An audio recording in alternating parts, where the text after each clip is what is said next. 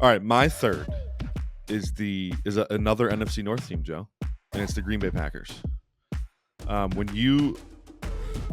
First of all, they just won 2 games pretty decisively with Malik Willis at quarterback. Say what you want about Malik, he's played awesome. Matt LaFleur is, he is a savant play caller, play designer. Joe, they're installing. I think the first game I counted 9 plays in that install that I'd never seen the Packers run before. And he's had Malik Willis for a month, and he's got a whole new install for him. He's fixed a bunch of his bad habits. This game, I think I counted 3 or 4 new plays on top of the 9 from last week, plus some more of the Green Bay staples in that playbook now. Obviously, trust is building, and it sounds like Jordan Love's probably going to come back this week. But the fact that they did what they did with Malik Willis just shows you how good this team is. I know they're only 2-1. There's a bunch of undefeated teams. I didn't list here ahead of them. I don't think it matters. I think they're playing insanely good football right now with a less than savory quarterback situation, and it just shows you how good the team is, top to bottom. What? Why are you shaking your head? You're welcome.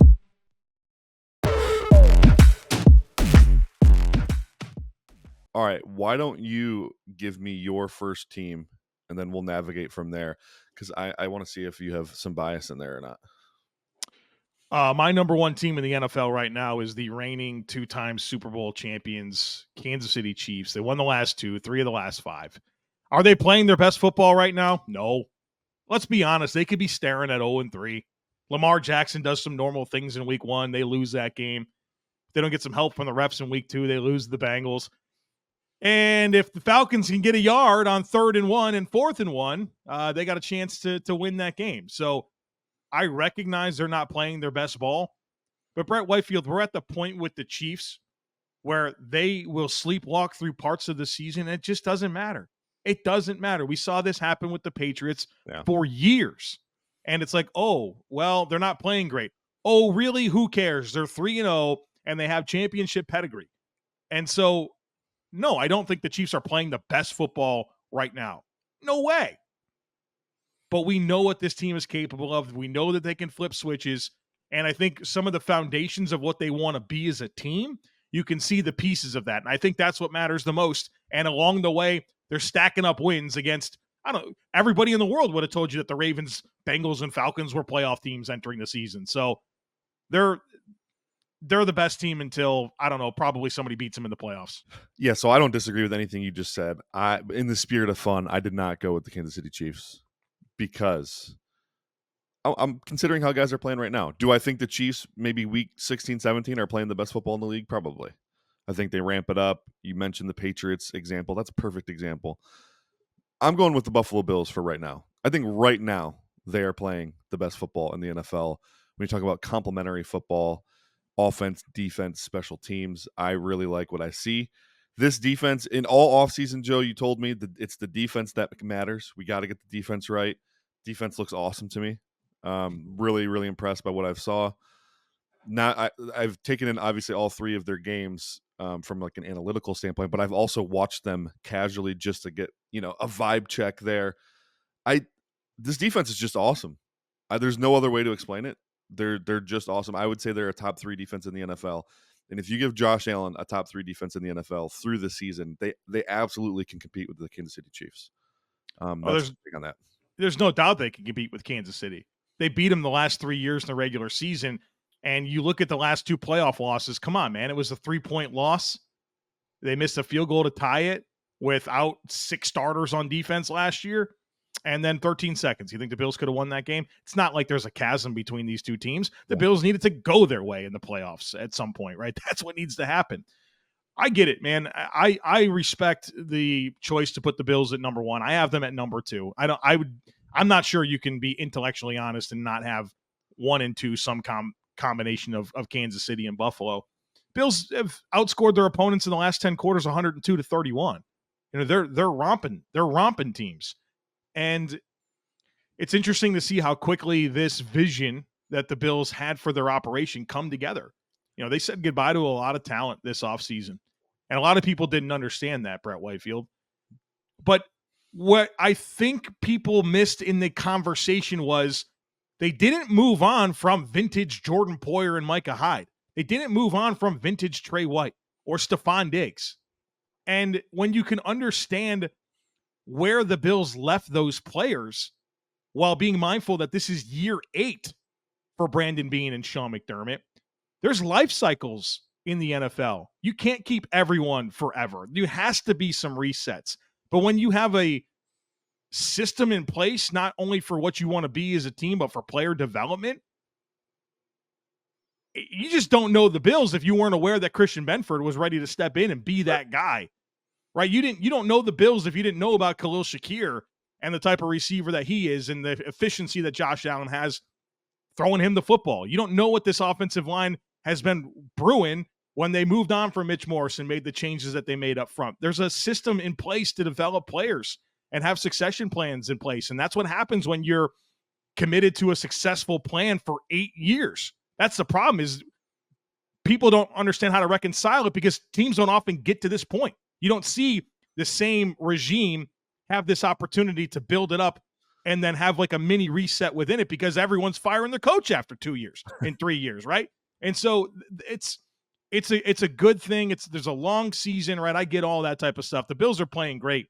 And really what the vision for what they've told you this team was going to be all off season with the everybody eats mentality on offense and a big play defense, they've been exactly that through 3 games. Khalil Shakir. I can't help but love this guy, man. I've loved him since his college days. He just is so impressive every time he's on the field. The separation, the yards after catch. Dude, he's just, I don't know. He's buttery smooth to me. I love him. There's a 14 targets, 14 catches so far to start this season.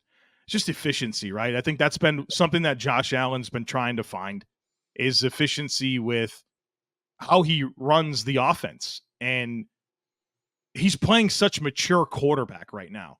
Such mature quarterback where he's doing a great job of doing the smart right thing with the football, taking profits, avoiding negative plays, not chasing big plays, letting the game come to him, and then sprinkle in the special Josh Allen stuff when necessary, like what you saw in the Dalton Kincaid touchdown last night.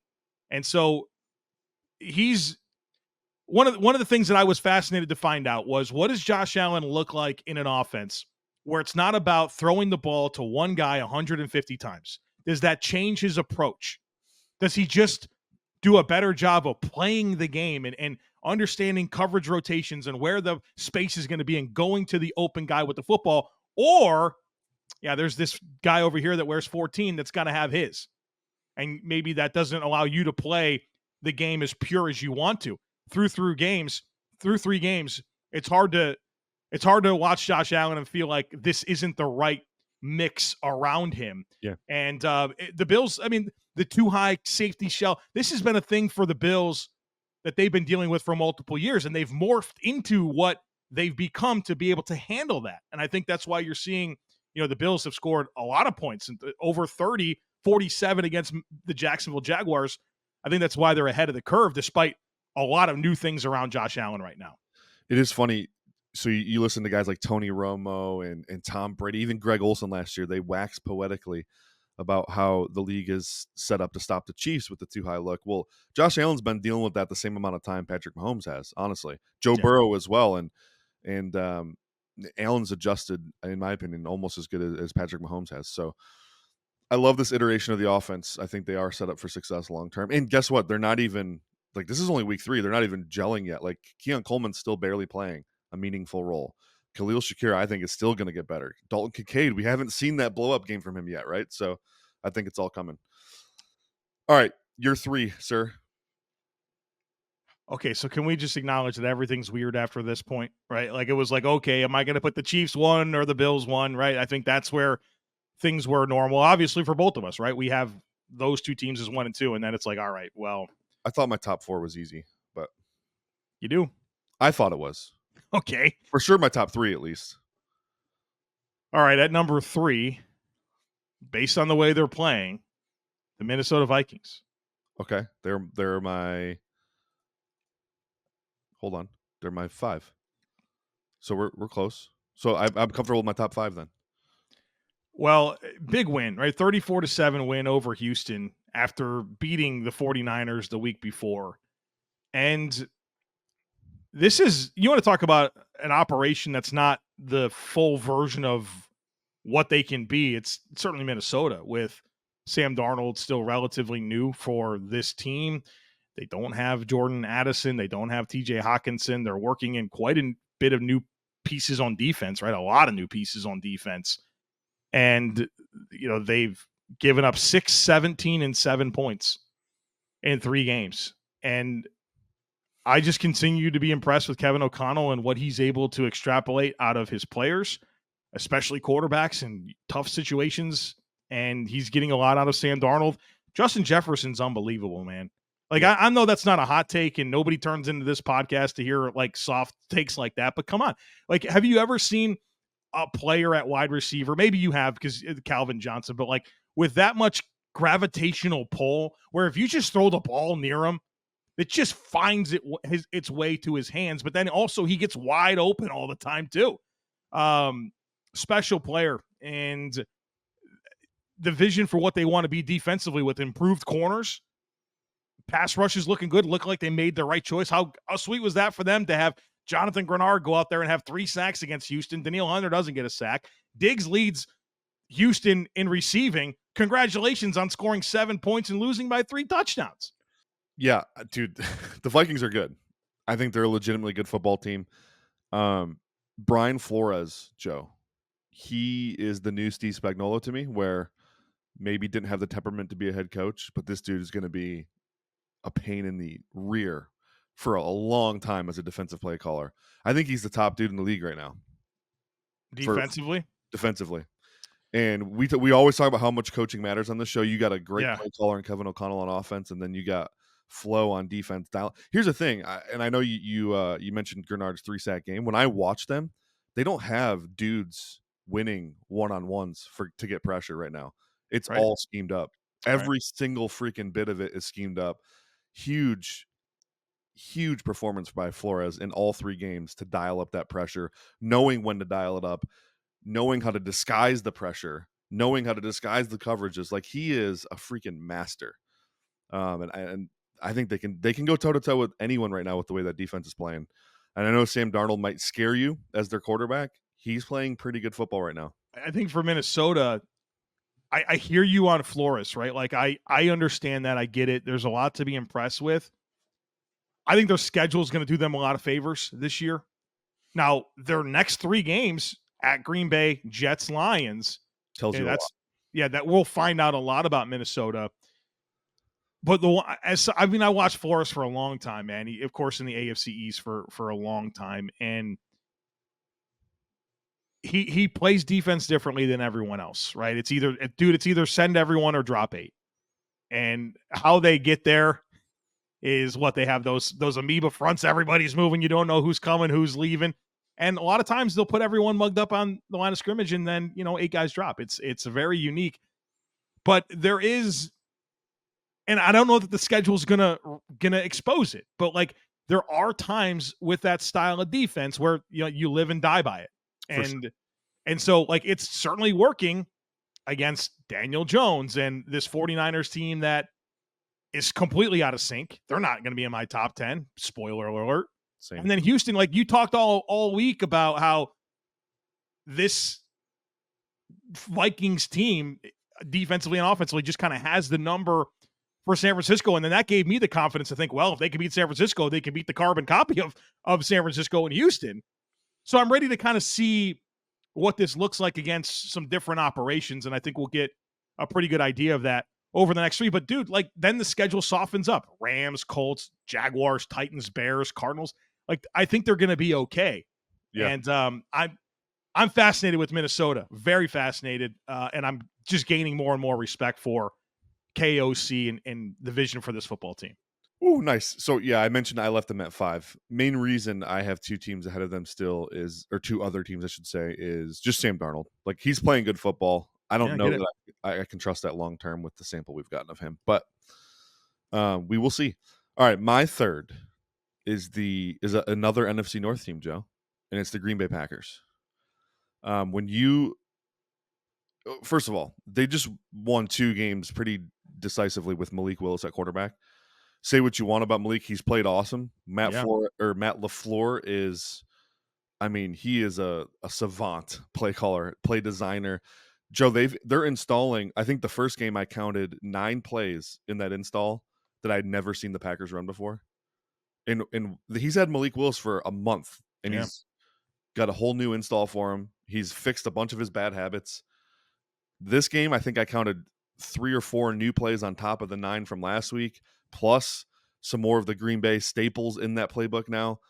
Obviously, trust is building. And it sounds like Jordan Love's probably going to come back this week. But the fact that they did what they did with Malik Willis just shows you how good this team is. I know they're only 2-1. There's a bunch of undefeated teams, I didn't list here ahead of them. I don't think it matters. I think they're playing insanely good football right now with a less than savory quarterback situation. And it just shows you how good the team is top to bottom. And I've got Green Bay at 4.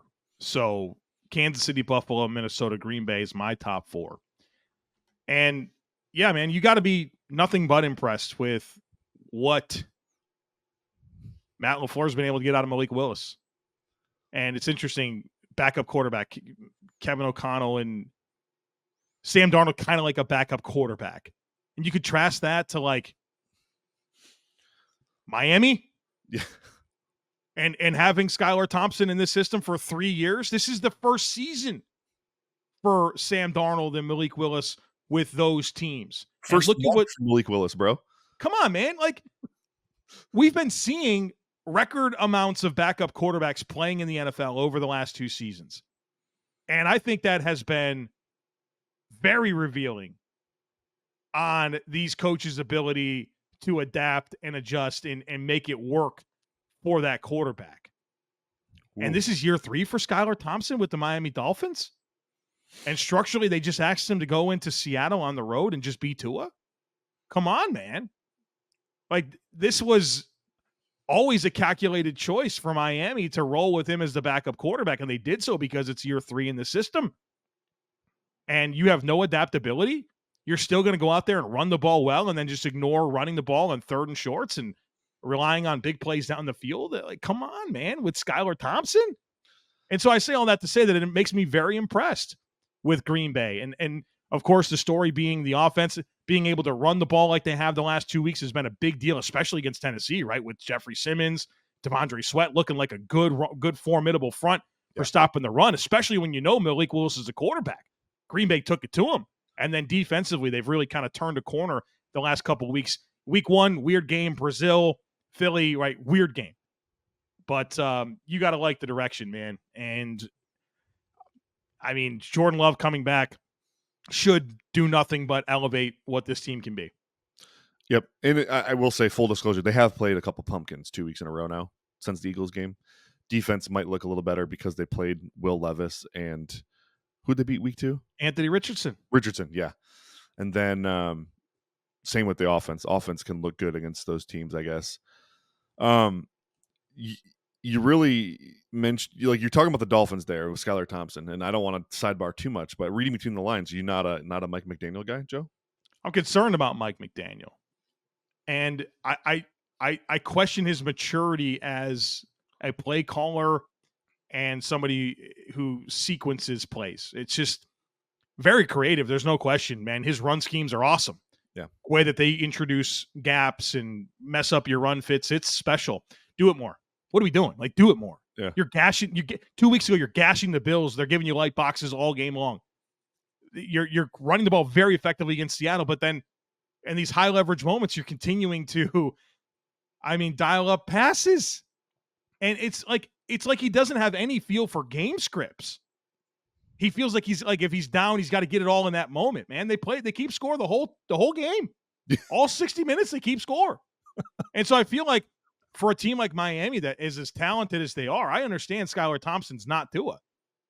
But to have that type of drop off, to not be able to adjust, to not be able to feel game scripts and make goofy decisions, and then operationally just false starts all the time, procedure issues all the time, play calls coming in late, goofy timeouts. It's like, I don't feel like we've seen the growth necessary for a guy that's now into his 3rd season. And so, you got to be a little bit concerned about what you committed to here in Miami, extending Chris Greer, extending Mike McDaniel, extending Tua, knowing that Tua was one play away from the thing that happened, from everybody in the world questioning that choice. He gave you one healthy season out of his last 6, right across his football career. Lo and behold, it takes to week 2 before he's trying to run over a defender down 3 scores in the fourth quarter. It's very questionable. Not to mention you extended north of 30 Tyreek Hill and Jalen Ramsey, just giving them a bunch of extra guaranteed money. Like, you got to be a little concerned about what you've committed to and then also what you've not committed to, which is consistency running the football and then believing that your playmakers will help overcome your lack of investment in the offensive line because you just literally don't care about it. It feels like bad process to me and a very concerning direction for a team that had hopes of winning the East for the first time in 100 years. They got the longest playoff win drought in the NFL right now. And you go into this season, I think Dolphins fans probably thought it was a good opportunity for those things to no longer be true about their team. And 3 weeks into the season, it feels like things are really getting away from you. Yeah. Dude, you know who Mike McDaniel reminds me of? Go ahead. Kyle Shanahan.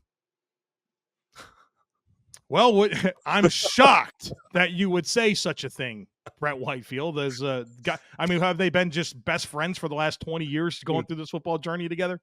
It's crazy to me. Like, so my take on Shanahan has always been elite play designer. Yeah. Horrendous play caller. And horrendous is probably a bit strong.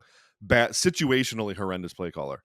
Situationally horrendous decision maker. And I feel like Mike McDaniel has all the same traits, except it's like a little more amped up because he's not Kyle Shanahan. So it's like, oh man, Shanahan legit got benefit of the doubt for a while. He was probably on the hot seat, 4 years ago in San Francisco? And then he should have been too, right? Like, how many times did he get a chance at picking a quarterback and it flopped? Right. Jimmy G, Trey Lance. Come on, man. Like, people don't survive that. Very true. But he's been to 2 Super Bowls, right? I mean, well, yeah, now you can't argue with it. And now right. People think I'm crazy for my take, but I stand by it. I think he's a bad he just cost his team a game this past week. Dude, I'll say this too. If you want to find another parallel between the 49ers and the Dolphins, and again, this is Joe and Brett being old school, whatever, throw tomatoes at us. Do these teams have more rifts with players with like contracts and holding out and like all the time, and then tons of injuries all the time? And like San Francisco, how many times are they going to get fined for like practice infractions and stuff like that? Man, like, something's wrong. Something's wrong, man. That doesn't happen to the other teams. Yeah. But there's something to accountability and wanting to play hard for the people around you and fostering culture that makes people want to be the best version of themselves, not necessarily coming there to just get theirs. Hey, we want to be part of a good team, but I want mine. I want mine. This is about, you know what I mean? Like, did you feel like there's a lot of me mentality with both of those teams with their personnel? And so I think that's another kind of a characteristic that's true about both of those operations. Yeah, some of the players they've aligned with are definitely, known as me first type players for sure. 100%. Tyreek Hill wants his money, right? Tua wants his money. They're not practicing. A timing-based offense, they're not practicing. Oh, okay, so you're going to give Tyreek and Tua? I'm Jalen Ramsey. Oh, my hamstring. Ooh, that's going to hurt me, right? All of a sudden, that hamstring got just fine after he was able to get his extension. Like, how many? You got to see this stuff happening right before your eyes. Christian Wilkins, foundational piece of that operation. You want a dog? They don't have dogs? Christian Wilkins, a dog. Maybe you keep that guy. Christian Wilkins, the only Las Vegas Raider player playing hard in that blowout the other day. So it just shows you his mentality. The Dolphins are missing that for sure. All right, that's enough Dolphins talk. They're not in either of our top 10, right? So we're just gonna move on. So my number 4 team here is another NFC North team. So I have 3 NFC North teams in my top 5, and that's the Detroit Lions. I know the pass game isn't quite where we want it to be, guys. I'm aware of that. I still think top to bottom, this roster is very, very talented. And the thing that really gave me confidence to leave them on the top 5, despite some early season rust, is the defense. This is the best Lions defense I think I've seen since 2014. Aaron Glenn finally has the horses to play the style of defense he wants. And I know they just lost Marcus Davenport. Don't think that's a huge loss. The corners, though, the coverage has been awesome. Terrion Arnold, he's a little grabby at the top of the stem, right? But he's been lights out. Carlton Davis, lights out. Brian Branch might not be a better safety right now in the league the way he's playing. Kirby Joseph has an interception in every game this season. So top to bottom, this Lions offense is great. This Lions team is great. The offensive line is still amazing. The foundation of the run game came back this week. I'm just real bullish on the Lions being a top 5 team still. It does sadden me to have to put Green Bay on this list ahead of them and then to have the Vikings right behind them because I was, hoping that this would be a down year for both those teams. It is not, unfortunately. But here we are, 3 NFC North teams in Brett Whitefield's top 5 here. Yeah, me too. I got Detroit at 5. Ooh, okay. Different here. You knew what I thought of this team going into the season, and I mean, let's be honest, could very easily be 3-0. And I think that Rams win was tight and competitive, but I mean, the Rams are competing, right? Like they're undermanned right now, but they had their guys in week 1 for the most part, right? Yeah. And so Tuka started the game. They didn't right. finish it. So like it started snowballing there, but I think that win's now in retrospect a little bit more impressive. Tampa, I thought they outplayed Tampa. I thought Jared Goff just had some very poor situational moments that gave Tampa some short fields and didn't work out. And then I think, like you mentioned, defensively to show up like they did against Arizona after Arizona had the big explosion and being able to win that football game. Right now, it's just, I think, like you mentioned, there's some injuries. So I know the Frank Ragnow thing's not what you want to hear, but the way that they can run the ball, their aggressiveness in terms of how they play, I like the defense. We just need Jared Goff to stabilize, right? I think that's just really what it comes down to, and I feel comfortable with what that's going to look like. And I think they need to find their rhythm a little bit more with their play call sequencing. I think leaning into more efficient play calls in situations where you don't need a big play, I think would be helpful. And hopefully they learn some lessons along the way because I trust what this team can be, and I'm not going to overreact to that Tampa game. I think the direction, the talent, and the defense, like you said, really gives me a lot of confidence. There were no 3rd and 2 bombs this week, Joe. So that's a good thing, right? For the play calling sequence there. Jared Goff definitely looked more comfortable this week. He had the one bad interception where it was like this weird RPO, and he was like trying to look off a linebacker on an RPO, which is just something you don't typically see, right? It's quick game. Ball has to come out. Right. You don't have time to look off a guy, and he just threw it right to him. I'm not really sure what that was. I don't know if maybe it was a wide receiver error on that. We weren't in the huddle. We don't know. But that was the one moment where you're like, ooh, that was rough. Other than that, Goff was dialed in. And they just leaned on the run game. The Tampa Bay game, Joe, was so frustrating in hindsight. They outgained the Buccaneers by 247 yards. Way better team, yeah. Just situational blunders, yeah. Yeah, I remember saying to my dad, like, I wasn't ever worried at any point in that game they were going to lose because it's like just watching each play individually, it seemed like they were dominating. And then at the end of the game, you're like, holy crap, they just lost that game. That doesn't make any sense. That was 100%. 100%. They got to finish drives, right? I think this red zone offense, 5 of 13 in the red zone, that stands out to me as a lot of meat left on the bone. 2 for 2 this week, right? Yeah. Just nice turn. Nice turn. Yep.